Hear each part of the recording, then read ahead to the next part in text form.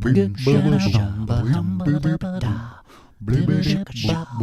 man doing a podcast. Real weirdos. We have English degrees. Real weirdos. We talk about movies for way too goddamn long. And we're back to talk about something that is not Christmas with the Cranks. Thank God. Seriously. Thank God. So should we watch it every year? No. Like, it was. What about a different Tim Allen movie every Christmas? No. What about just like good old Christmas movies, like A Christmas Carol, like the original and shit like that? I don't know. Like, But that's no fun. That's not miserable for you guys. The animated Christmas Carol was actually pretty good. was not. It was. It wasn't. You're wrong. It was good. All right. See how easy that is, folks? That's film criticism in a nutshell. You just Yeah. gotta keep repeating It was yourself. pretty good. No, it wasn't. No depth of opinion. Just it is good or it is not good. Yep. That's Rotten Tomatoes for us, folks. There it is. It's mostly what you hear on other podcasts. Hopefully not ours. Hopefully, especially this episode. Hopefully we'll get into a little of the nitty gritty beyond I liked it or I didn't. That'd be great if that was, though, for this type of movie. Yeah, it's we're talking about Valhalla Rising by Nicolas Winding Refn, and I liked it. Yeah. Nice. I liked it too. Nice. Did you? You liked it? I liked it. Oh shit, Alex, did you like it? I do like it. Oh. I've seen it before Sweet. many times. Bye, everyone. Fucking A.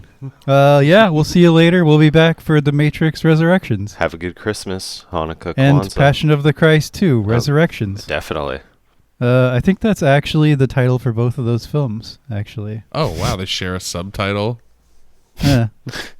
Well, Maybe I mean, they're in part of the same universe. Neo did have some, like, heavily, like, Jesus Christ references in the original He just trilogy. basically was Jesus.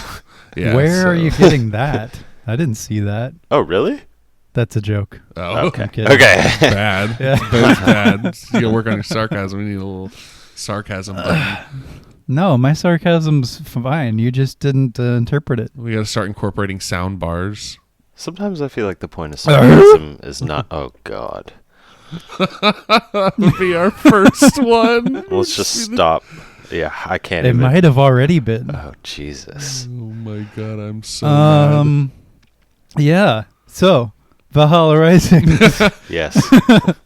It's a movie about Vikings? No. Question mark? No. It's about Scottish people, right? No. Walking through the distances. It's about a little of both, I would say. A little mixture. Probably, but yeah, but that mixture would probably equal about 2% of the movies. Yeah. Content. So this Yeah. movie, 2009 film by director Nicolas Winding Refn, who's spent the last 10 years or so just making weird movies starring Ryan Gosling, like weird understated Ryan Gosling movies. But I first saw Valhalla Rising probably around when it came out. I think it was over a decade ago. And I wasn't really the movie boy I am today. It frustrated me when I watched it, but it haunted me as well. Like it never left my mind completely. It's not a forgettable film. And I was always thinking about it every once in a while, and I was like, what was the deal with that Valhalla Rising movie? I'd never seen anything like it. And I've ended up rewatching it every couple of years, and at this point, I think I love it, and I'm still not quite sure why. I think it's just the pure skill that Winding has with atmospherics and visuals, but it's definitely not a movie for everyone. It's barely a movie for anyone. But I'm glad that you guys liked it. Alex, you said you'd seen it a number of times as well. Oh, yeah. I like this movie a lot. I had the same feelings about it. Maybe I wouldn't term them as frustrations, but like kind of questioning of the style and whatnot, because at the time that it came out, it wasn't very popular. But what you said about it being one of the first movies that you had seen that was kind of like it, I have to ask, after it's come out, have you seen other movies that have kind of tried to tell a story in a more atmospheric, like non-linear way? Oh, so many that I can't even like summon it. But this time, what I was thinking about was Macbeth, actually, the 2015 Macbeth. Mm-hmm. in terms of like the haunting visual style and the mist in the mountains. But I think I cut you off there. Continue. No, but yeah, exactly. So I feel like this movie might have not been. It didn't get the recognition to solidly say, "Oh, this was the movie that set off that style." But it's cool to see the director do it before it was really kind of a popular thing. However, I do feel like sometimes I feel like it suffers from maybe being too atmospheric. And I think we have movies now going to directors like Robert Eggers and something yes, like I was gonna say his name as well. something like The Vitch, which has the same atmospheric tone, but the story is very like deeply fleshed out. There's lots of dialogue compared to Refn movies.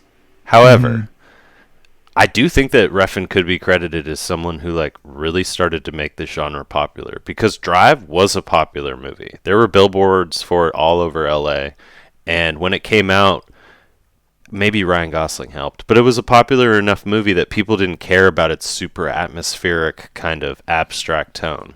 This one, however, I feel like you said, maybe turned people off a little bit. Yeah, I mean, I have never seen this movie, so this was my first time watching it, and I enjoyed it thoroughly. It's definitely that style of like encapsulating the majesty of the environment that you're in, of northern Scotland. I mean, when you liken it to Macbeth, I almost laughed because I was like, well, you can't film northern Scotland any other way.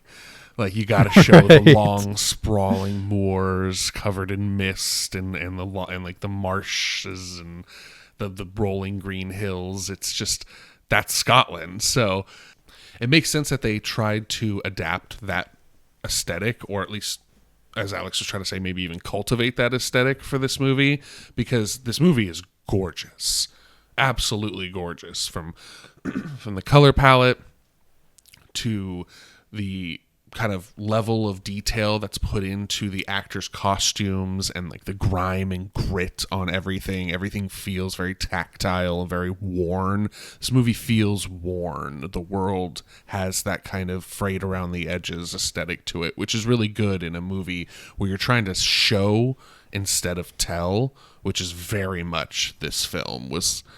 I mean, I think when I was reading it, there's like 120 lines of dialogue. Yeah, it's like 3% of the movie is talking. The rest is men walking through environments with a abstract soundtrack playing. Yeah, so I mean, yeah, I definitely got a little bit of Green Knight vibes at times, like this kind of long, big, huge atmosphere.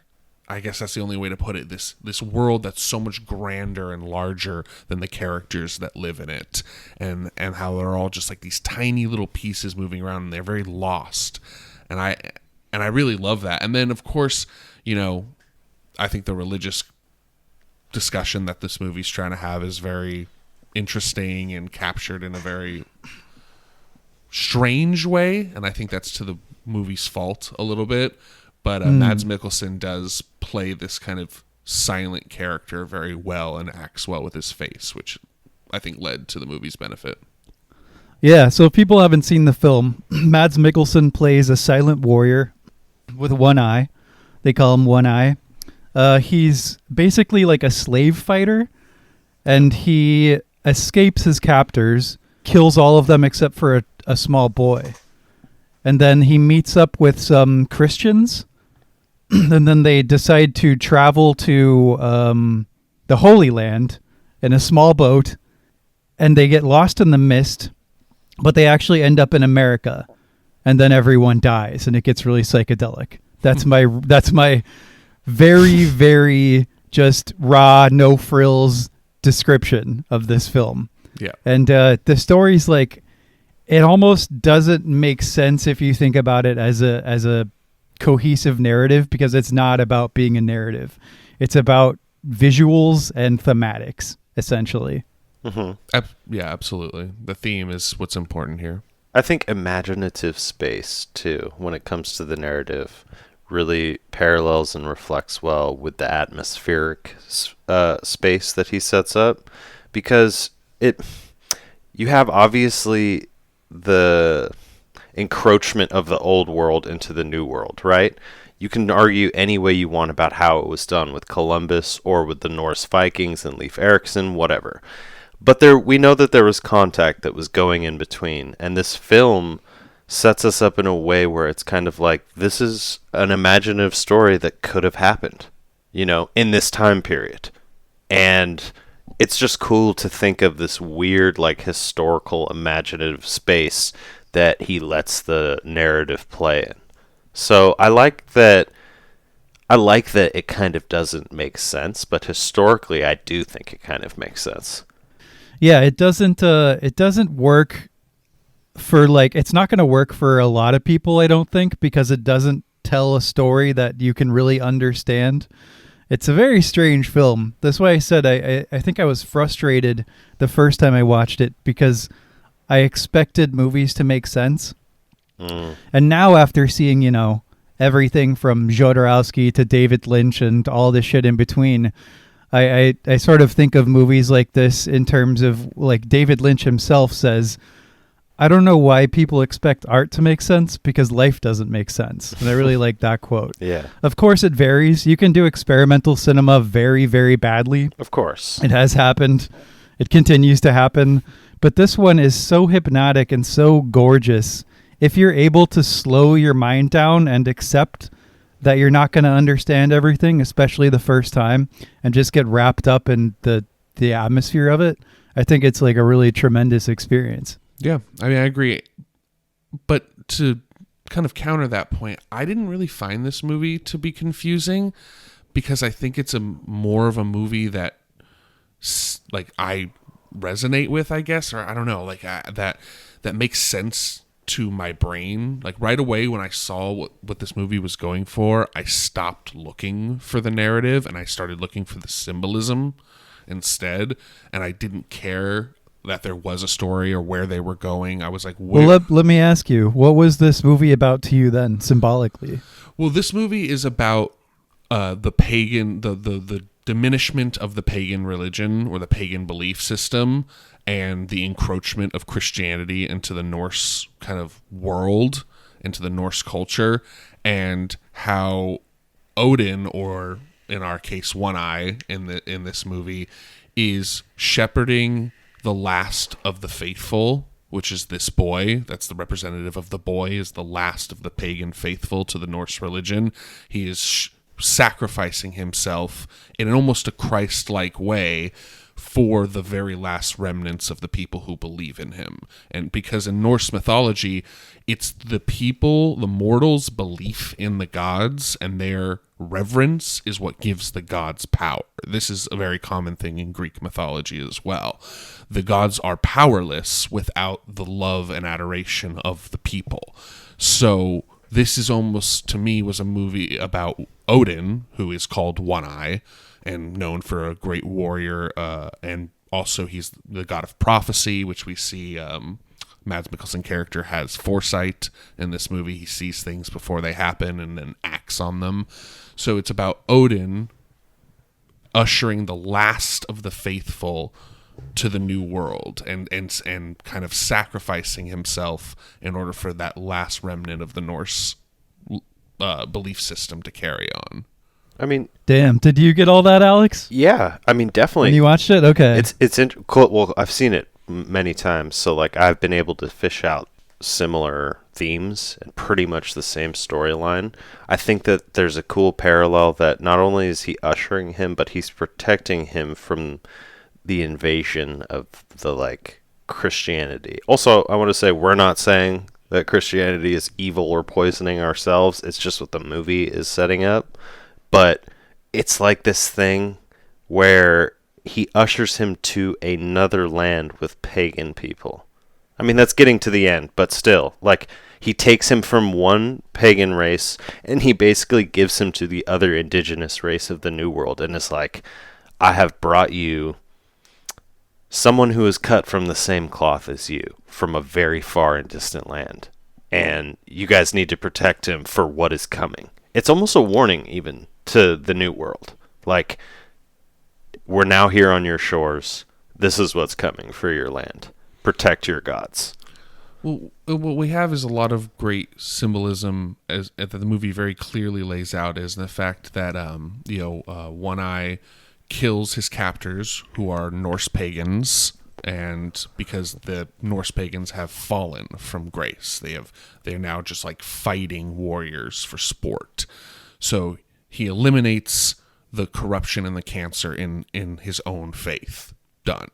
Then he ushers the last pure part of his faith, the boy, through what is now Norse-occupied Scotland, I believe, and we run into Norse Christians, which is very specific.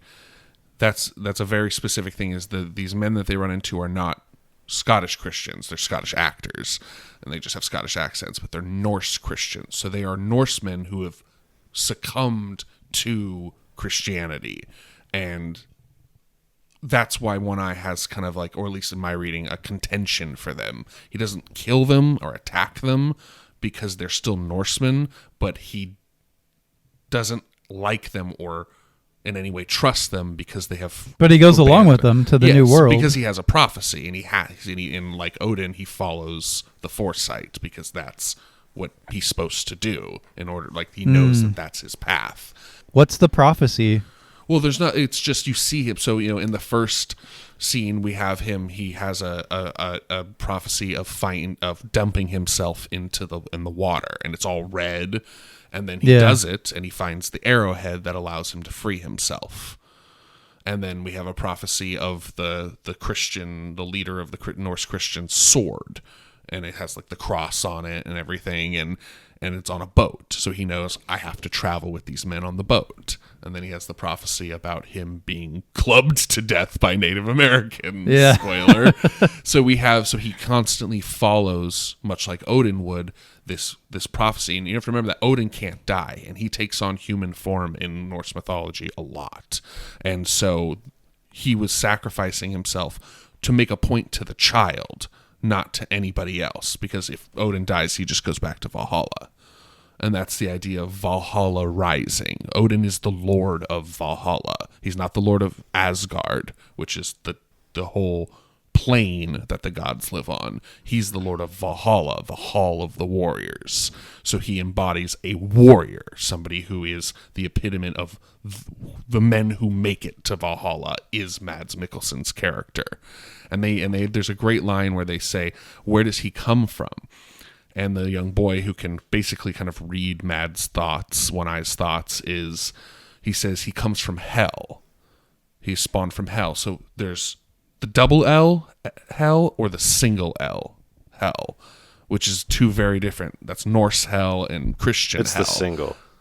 Yeah, exactly. They're saying the single letter, the single L, hell, which is a very different connotation in Norse mythology, because hell is where disgraced warriors, or people who die of being sick or old age or infirm, that's where they go. They go to hell, and they get judged by Loki's daughter, Helya, or just Hel of the same name.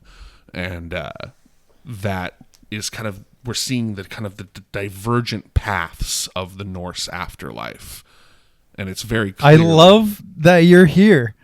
I probably picked up a third of this, I'll be honest. I was like, okay, yeah, the whole New World thing, Invasion of the New World, something to do with Odin, and that's about as far as my interpretation went in terms of that. It's more a movie that I just get lost in, and I don't try to interpret. Although, speaking of his visions, like the red visions, yeah, I do like at the very end, all of the little visions have been read up to that point until he's getting killed, and the boy is watching, and it's blue. Mm-hmm. And it's almost like oh, you've fulfilled your purpose at this point, or something like that. I'm not sure. Refn, I have this idea that he does this thing where he like goes to Home Depot and looks at like the paint color palettes, picks like 4 of them and just throws them on his desk, and is like, I'm gonna make a movie with these colors. And I think he does it exceedingly well because he relies on those colors to tell all these different themes. So I think you're honing in right in, at least on a specific scene that supports that theory. The way he plays with color in this movie is, I think, amazing. The way like they're in the fog and it changes different colors, like, and then it gets like red at one point. It gets really, really cool. But going back into the plot a little bit more, not just so much on the end, I feel like even without all of the Norse mythology attached to it, it could still make for a very compelling and interesting story about people who are pushed and like invigorated and inspired by very, very real and very deep fears about the world around them, and like paranoia almost. And I think Mixed with faith. exactly. Right? Well, that's what I'm saying. Is that like from their faith, it turns their entire worldview into this. Just, I mean, the Norsemen, right? The Christian Norsemen were literally just scavenging and scouring the land for pagans and just murdering them, right? It like turns you into this crazy like monster and this crazy being. So I don't know. I feel like even without all the religious aspect of it, not the religious aspect, excuse me, the mythological aspects of it, it still makes for a very compelling story. But it is very cool with Jeff here explaining like the historical mythological context to it. Yeah, well, to that point, I like that the movie operates on this level of like, wow, how crazy it was to be one of these people, right? Where you're walking through this hostile land guided by this faith, and you probably haven't bathed in weeks. They go through this epic sea journey on this boat where they have no water. They're going insane, all guided by this faith. And they do the psychedelics. Mm-hmm. When they get to the new world, they're trying to figure out what to do. They're like, we have to bring God to these heathens. And they're like, what do we do?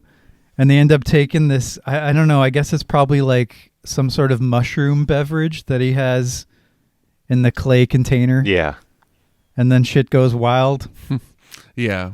That was a really great scene because it showed yet another divergence in this kind of interpretation of the two religions.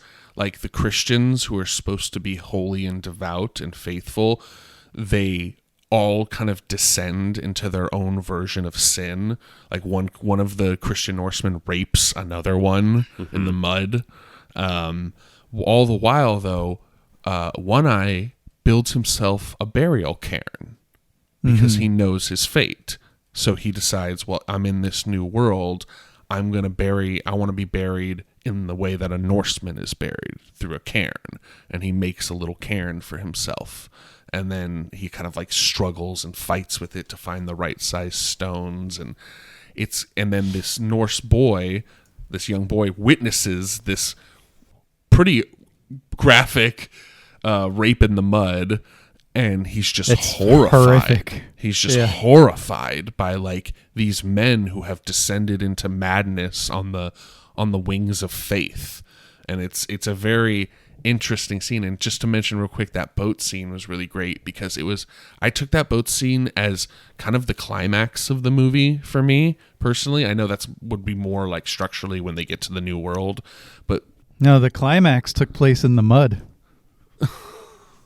all right, I'll give you that. All right, I'll give you that. To get that. That was a good one. That was okay. I'm okay being interrupted for that one. Somewhat redeemed. Sorry. Yeah, no, it's fine. It's just the boat scene, while it was the quietest and slowest of the movie, it takes up quite a large chunk of the film. I really feel like that was the most important scene because it was a contention of faiths. These men were so sure that their journey would take them to Jerusalem so that they can purge the Holy Land of heathens. But in the Norse world, Loki and Thor, they kind of help control the tide. Loki with his luck and Thor with the seas and the storms. They control like how you get to places. You need to offer prayers to them. And so Mads, being Odin, is not allowing them to get to the Holy Land. The fog, I think, is totally created by him because it goes away as soon as the Christians start to kind of surrender themselves. Like you have the scene where the the main kind of, not the main guy, like not the leader of the Norse Christians, but his second in command, who's like kind of like the more priestly character. The other old guy. Yeah, he was like standing on the bow of the ship, like with his arms out, kind of surrendering to the mist, and they all drink seawater together, which makes you go insane. Don't ever do it. One of the guys does, right? I think just one of them does. No, one of them does, and then he's like, "Do it again, and you'll die." But at the end, before the fog clears. Oh no, that's fresh water. Mads Mikkelsen drinks it, and they're the guy's like, "Haha, you're gonna go insane now," and he hands it to him in this slow, nice shot. Yeah, but and he's like, "Oh, it's he fresh." reached over the edge of the boat and handed that to them. Yeah, so because then you're it was saying fresh water at that point. Oh, I see. I get what you're saying. Okay, so at that point they were at a river, so they were able to drink. Okay, cool. I'm getting that, because for me, I thought it was seawater, and I thought they were kind of surrendering themselves to the environment, and then the next scene is, the fog's cleared and they're in a river. It's very easy to miss a couple details here and there the first time you watch this movie. Fuck, man, I've seen it like 7 times. I didn't pick up half the stuff you picked up. Like, my whole idea with this movie is like, this movie is crazy. I want to talk about it because it's crazy and it's an experience. I had very little idea of the depth of knowledge that you would have about it. So you're making me want to watch it again. Like, this almost sounds like a Jeff pick when we're talking about it today. You're talking way more than me, and I'm stoked about it. Well, to me, it's the opposite of a crazy movie. It's a very calculated movie. Every scene is like a small little fresco about this clash of cultures and religion, and this desperate attempt to preserve what's left of your power. I mean, Odin is here to go, boy, you're all that's left, basically, of my power, our power, the gods' power. Please recognize my sacrifice and carry it on. And he but then it conflates at the end, because Christ also sacrificed himself for the sins of people, of humans. So it's like almost these two conflating religious points at the end. It's like almost like Odin is succumbing to the fact that in order to make people believe in you in the way that the Christians believe in Christ, is you have to sacrifice yourself. And he kind of does that for the boy, enabling his religion to be carried on. Well, goddamn. What did you guys feel about the violence in this film? It was just enough. Yeah. Just enough. I went brutal when it needed to. Yeah, I thought it was pretty good. It wasn't pretty good. Yeah, it was bloody enough to be like kind of enjoyable. There's not really any fight scenes in particular, except really in the beginning. It's more fist fighting. There's one or two, but Mads pretty much dispatches everybody that attacks him with lethal grace in this movie. They're bursts of understated, precise violence. It's almost like exclamation points. Yeah, probably the most violent scene is when he's torturing the Norse chieftain and he disembowels him with the arrowhead. That was probably the most brutal scene, and pretty hardcore. He just like, and Mads Mikkelsen is a very physical actor. He can act well with his face and his body. He doesn't need to talk. This is also represented in, here was our video game reference, in Death Stranding, where Mads Mikkelsen plays another kind of mute character. As far as his corrupted form, I won't go into it, but he acts very well with his face. So he does this great where he like kind of picks up the guy's bowels out of his body and just like drops them in this very like, I don't know, matter of fact way. Like, we're done, but like just dry. I really loved his body language in that scene. He coils like a cat when he sees that violence is coming towards him. And he jumps. He just like jumps out like a snake or something, cuts the guy's tendon, and then dispatches like 3 of them in the space of 4 seconds or something like that. Yeah. And then just turns around and walks away, walking away towards death. Well, Odin is the greatest warrior of all time. So it's like, it's just, the fuck you think you're going to do up against Odin? He's going to dispatch you in 4 seconds. That's just how it's going to work. And so it's such a great reinforcement of this character's almost divinity, I guess you could say, is like there's no even contention between him and other warriors as far as a fight goes. There's no, like, it's not like at any point in a normal fight where the hero takes some hits, the enemy takes some hits, back and forth. No, Mads Mikkelsen does not get hurt. Like, the entire movie, he just fucks everyone up until he sacrifices himself. It's the first hit he takes in the movie. It's a movie I haven't really tried to define, and I've kind of let go of that. Like, I called it frustrating the first time. And I think, like, there's some power to something that just resonates with you, whether that's just images or feelings or sounds, and it almost draws upon, like, a primal feeling. I feel like this movie draws something primal out of me. There's a good word for this movie, primal. And that's like the power of filmmaking. And part of what makes Nicolas Winding Refn so special is his ability to conflate and utilize all of these different elements of cinema, like the sound, the visuals, like Mads Mikkelsen walking and not even saying anything, just his fucking face. Violence. He has a very unique style, and I think Alex pointed to something really interesting earlier on where I think Nicolas Winding Refn has had a bigger impact on cinema than people perhaps realize at this point, because a lot of these like A24 movies specifically, but like Robert Eggers and even other things we've watched, I'm struggling to say exactly what, but slow, methodical, atmospheric filmmaking, especially that takes into account like enormous vistas and bursts of violence, I think owe themselves to Refn. And in particular, maybe this film, maybe Drive more, but this is more my area because I love anything that's quote unquote medieval. I know this isn't medieval, but you know, historical. It's before medieval. Technology. Where people walk around with swords, essentially. Yeah, that's medieval. This is medieval. It's medieval. Okay. Yeah. I don't know the exact time frame. Yeah. I could see him. Yeah, this takes place in like 1000 or something like that. I could see him making a film very much like, how do I say it? Like Pig, you know?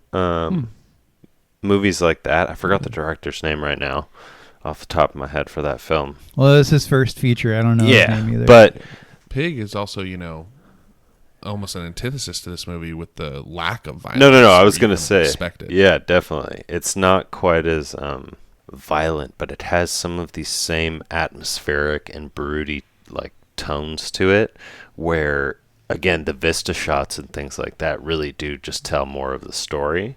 Even films like Mandy, I could see Refn being a fan of. The Revenant, for sure. Yeah. I just, like you said, Jesse, I feel like maybe he doesn't get some of the credit, but I don't think that it's entirely like he's underrated. I think he lacks some storytelling skill, like telling us a narrative that is very deep, and I don't know. It's hard to even say. It's hard to describe because it sounds like I'm trashing him, but I'm not. Maybe that's where the criticism is coming from.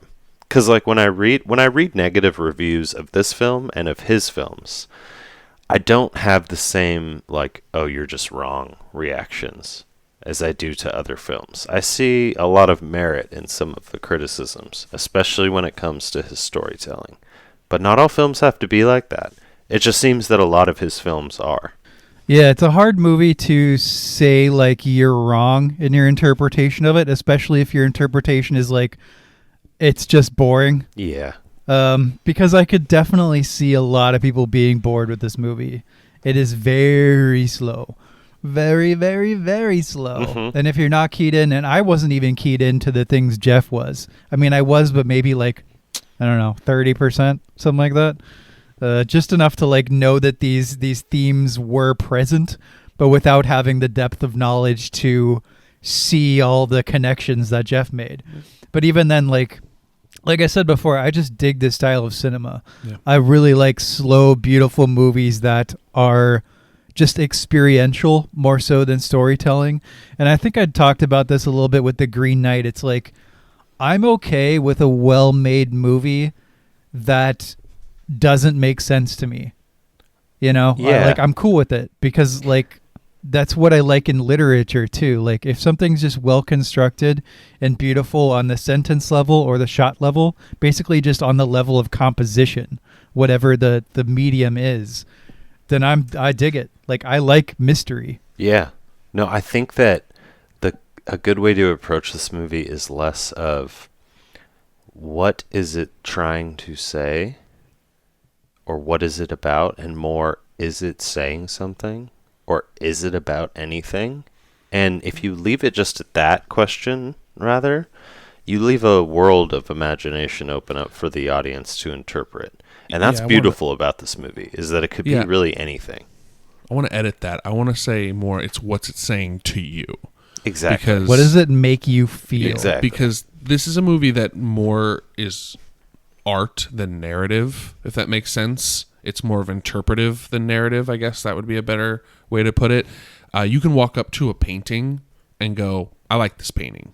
You can walk up to a painting and go, I don't like this painting. Or you can walk up to a painting and go, I like this painting, and this is how it makes me feel. Yeah. I called Macbeth 2015 a macabre tone poem, and I would say the exact same thing about this movie, more so. Yeah. Oh, yeah. Like It's just 5 times more so. It's just a movie that is all about how it makes you feel, and that's fine. All those points, all those feelings are valid. And I just want to make a point to say that, like, my knowledge of Norse mythology and mythology in general is very cursory. It's very, like, I'm not studied. I didn't go to school for this. So listeners, please take what I say with a grain of salt, or I may have, like, misspoken about something. But, so, I mean, even that is just under my kind of lens. And that lens is not right or wrong. This is just a version of the story that I saw, and I could be totally off. So, I don't want to ever make it come across that, like, my interpretation is the right one just because it has historical backing. That's not what this movie is trying to do at all.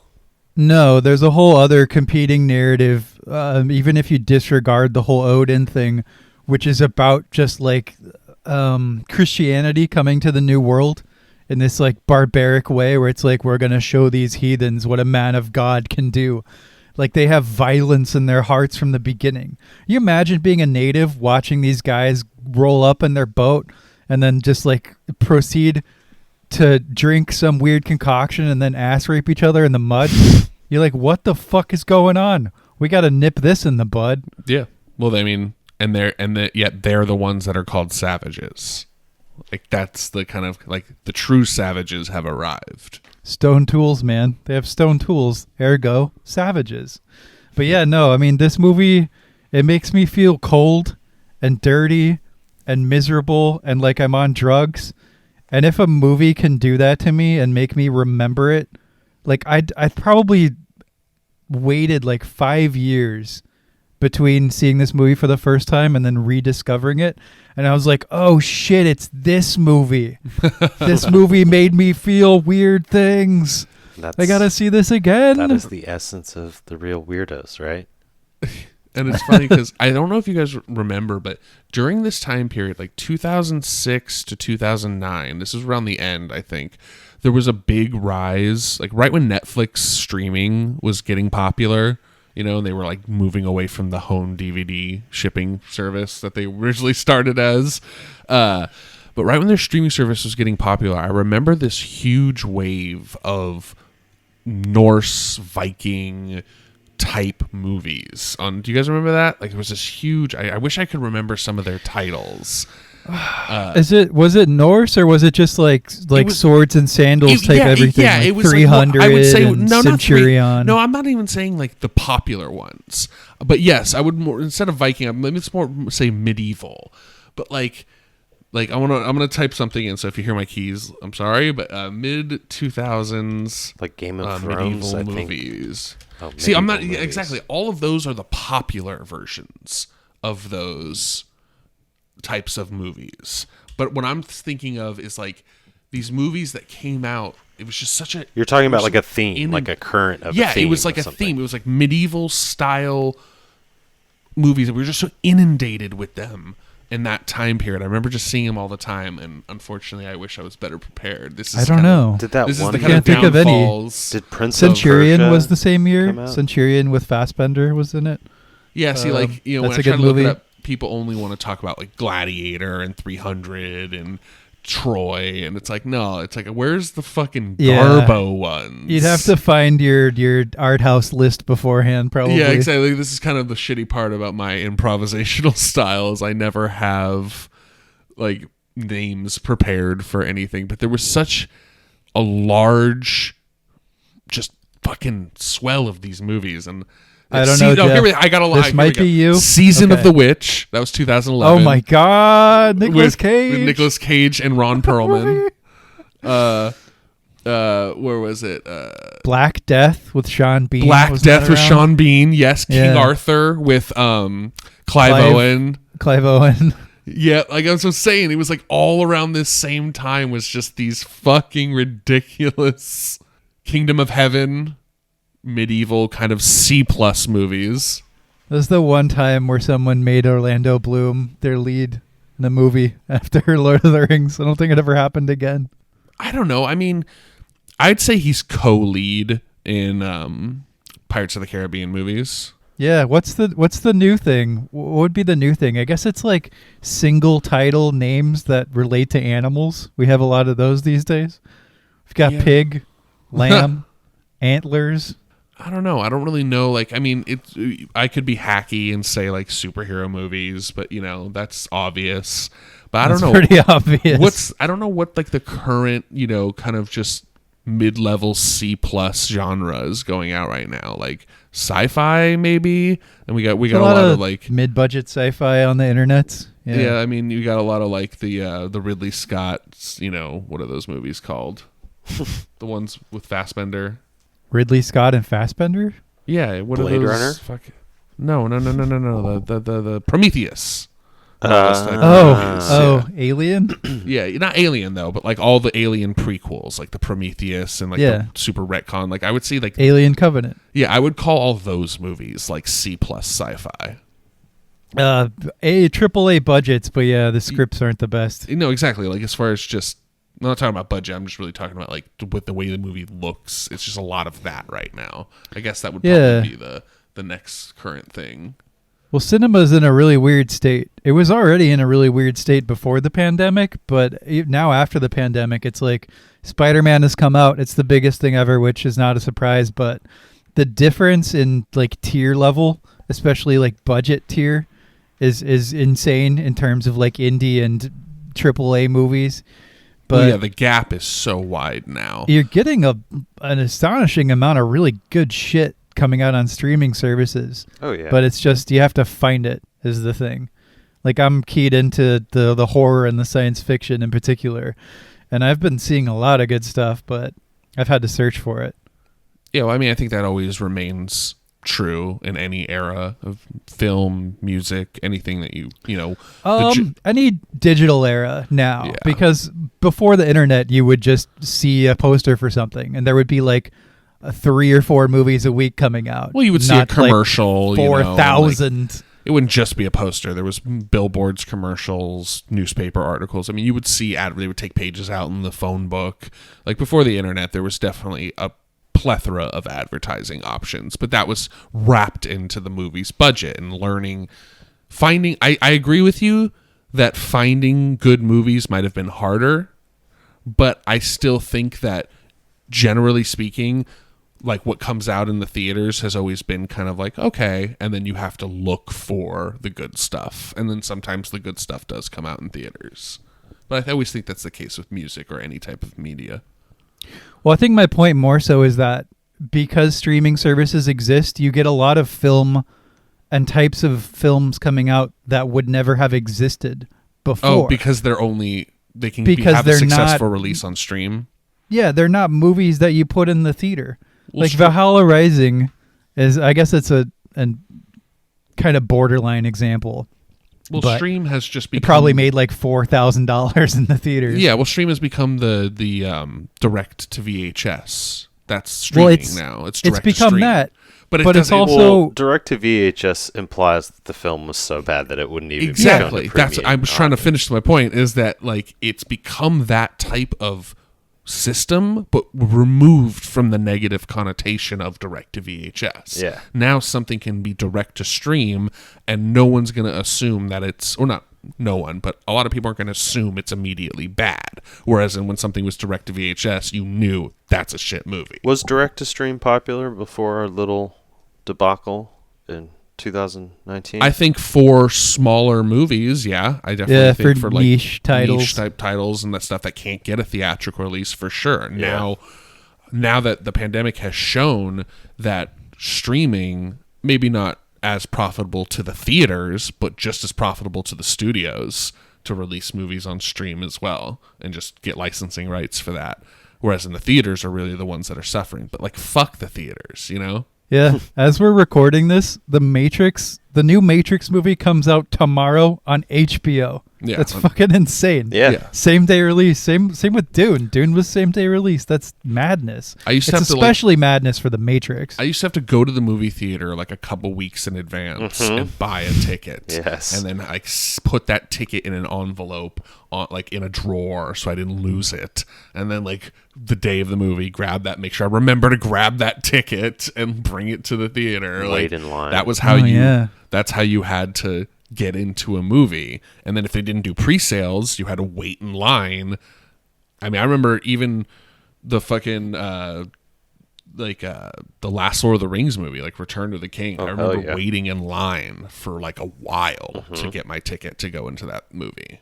Even to just That's go exactly into the what I was gonna theater say. to get seated. You had to like wait until the train of people single file came out with one of the theater workers, and then you waited behind one of those ropes, and then you just walked in. I remember all that.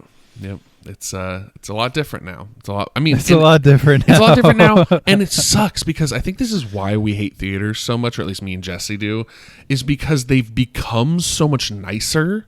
The picture quality, the sound quality, the chairs, the food, the beer. You can drink beer. I mean, that was something in Europe you could do always, but around where we live, drinking beer in a theater is a pretty recent development and novelty. And so like the comfort experience of a theater has increased 200%, but the theater goers' respect and manners have decreased 200%. So it's just, it becomes like you're sitting in these beautifully comfortable chairs and everything's nice and it's like, oh, this is cool. And then you have like open mouth fucking Larry munching his goddamn popcorn and slurping it down with his high fructose corn syrup enema. And it's just, I can't hear anything else. Providing a commentary track on top of it. Like thinking it's his 5-minute open mic stand-up night and trying to get laughs from a silent theater. It's like, dude, what the fuck are you doing? The fucking peanut gallery. Yeah, I think it's even worse than that, Jeff. I've gone twice since the pandemic, since in the last 2 months. I went to go see James Bond, and the picture quality was not very good. There was like a dead pixel in the projection. And the projection was just like muddy. The sound wasn't great. And I was like, oh, that wasn't very nice. And then you and I went to go see The Last Duel, and the picture quality sucked.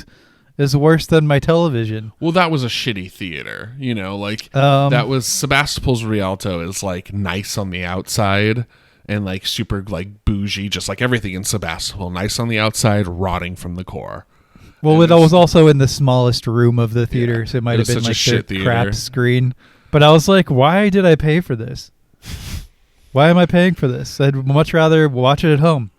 I'm someone who has to pee a lot. I'd like to pause the movie and go pee. Watching it home is just much more. I mean, I can take my shoes off, and that's it. That's it for me. I can smoke. Yeah, you can smoke. You don't have to worry about people coming in and like listening to them eat. I fucking hate listening to people eat. Oh, it's in the disgusting. Theater. It's disgusting. And like, it's beyond that. It's like the price. Like I spent all this money to go here, whereas I'm already going to spend my subscription fee to HBO Max regardless, because I'm watching a bunch of other shit on there. So it's like, while we're not sitting here defending streaming services because they are a disgusting money-grabbing fucking plethora of programs that you have to pay for. I do also very much love it because I'm a homebody, and I mean, Red Letter Media did a pretty funny joke in one of their Half in the Bags, I think, where they kind of had that same aesthetic, but when you're trying to watch a movie with friends. So instead of making fun of like people munching popcorn, they like pointed out all the silly things that happen when you're streaming a movie with friends. Like people are pausing it, they're in the kitchen banging around. They're like, "Oh, you want a beer? Or do you want okay, Bro. who wants a beer? Who wants 6 beers?" All right, wait. I tried to show the Thin Red Line to Skylar, and he got up like halfway through and started doing plumbing like 5 feet away with the door open. I wanted to murder him. That sounds about right. Yeah. Well, that's the type of movie. He's like, this is a great time to fix the sink. Yeah. Well, that's just his with the OCD door brain. open. Yeah. Anyway. What are we talking about today? know. The Matrix 3. Oh yeah. What was our movie? Well, we're not talking about The Matrix 3, but we're going to be talking about The Matrix 4. Yeah. Oh, yeah, that's the next one. That's the next episode. Yep. But yeah, Sneak Valhalla Rising. Who should watch this movie?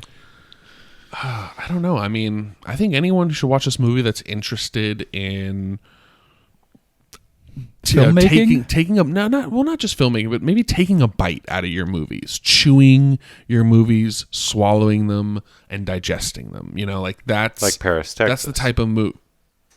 Yeah. Yeah. I mean, that's the movie you put on when you like fall asleep at night. You're like, hey, I want to put on something real boring. I'm gonna put this movie on. I think Valhalla Rising is slower. It goes to Paris, Texas. He goes to Paris, Texas, bro. It's in the title. He travels Come on. probably more miles than any movie Then I don't even need to see the movie. It's in the title. But no, I think anyone who is excited about The Northman coming up, you probably would like if you know that you think you'd like to see that movie because of the hype surrounding it, or because you like the genre, or because you're into Eggers movies, give Refn a whirl, and especially watch this one. I actually think this one is one of the strongest ones in his entire filmography. Yeah, I like it better Agreed. than Drive. Oh, it's high praise. Drive is a Bronson. great movie. Bronson's great. Bronson and I don't is think he also gets great. enough recognition. Yeah, definitely. I think Bronson and this film are actually better than Drive. But Bronson is a crazy I will movie. say, Drive, I'm just a little distracted because it's Gosling. I don't know. You're distracted by his looks or what? Well, no, he's just a little too big of a star, I feel like, to really like want to be inserted into those films. I mean, Drive had a lot of people in it, right? It had Michael Brooks. It had I can't think of her name right now, but that British actress. It had Carey Mulligan is her name. It had Ron Perlman Will in it. Smith. Will Smith was in there. You know, Well, Ron Perlman will be in anything. I mean, as long as they're paying his fucking mortgage. but that's what I he'll be mean. Is using that it Drive in the name was of the like king? a very recognizable? Oh, this is like a Hollywood movie. Whereas when I watched Valhalla Rising and even Bronson, it was kind of before Tom Hardy was really, super well known. I don't know. I just like the worlds of those sure. two movies. I think a it's little Tom more. Hardy's best role, honestly. Yeah. Oh, It's a wild Yeah, it one. is. It's a wild movie, wild role. I can't imagine what it was like to get inside his head when he was making that movie, being that character. seems like an interesting fellow for sure. Just in general. But yeah, I like this movie a lot, and I think Refn did really well with it. Yeah, we did get onto other tangents because it's a hard one to deep dive into without just quoting like what you think it's about, which you can only do so much of. Which I did. Because thoroughly. like 20% of the movie is narrative, and the rest is like shots of nature and people walking around in nature with a droning soundtrack. And it's beautiful and hypnotic and interesting, but there is only so much you can say about it. Symbolism. What's the symbolism? It's so metaphorical. here? So metaphorical. Yeah, that's us. Real Weirdos. The most professional film podcast on the internet. Never knowing how to end. We won't ever change. Never known how to by the end. way, if you've stuck with us for this long, we're not changing. Yeah. I What? said we will never change. No, we're not Like, changing. if We'll just we'll get a soundboard with I don't even know do what it. kind of Don't soundboard do we even- need, Jeff? You're the one who always wants a soundboard. I mean, The pretentious bell. yeah, the pretentious bell would be on there. like oops when every time you interrupt me. Oh, I like a little like sizzling, like when they take fajitas out at like Chili's or something. If one of us has an extremely hot from take. all those hot takes. Yeah. Oh my god. Alex. Oh my god, Alex! I want to spit in a box and mail it to you. Do you know what's in the box? Oh my god. Alex opens it. What's in the box? A big hunk of lung butter. And I think I'll end it with that. All right. Happy holidays, folks. Yep. Happy holidays. Get ready for the Matrix. Now our podcast is done, and we have to run. We know it is sad, but we had so much fun. Don't be bereft, Jesse, Alex, and Jeff. We'll be back real soon. The Reel Weirdos. We talk about movies for way too goddamn long.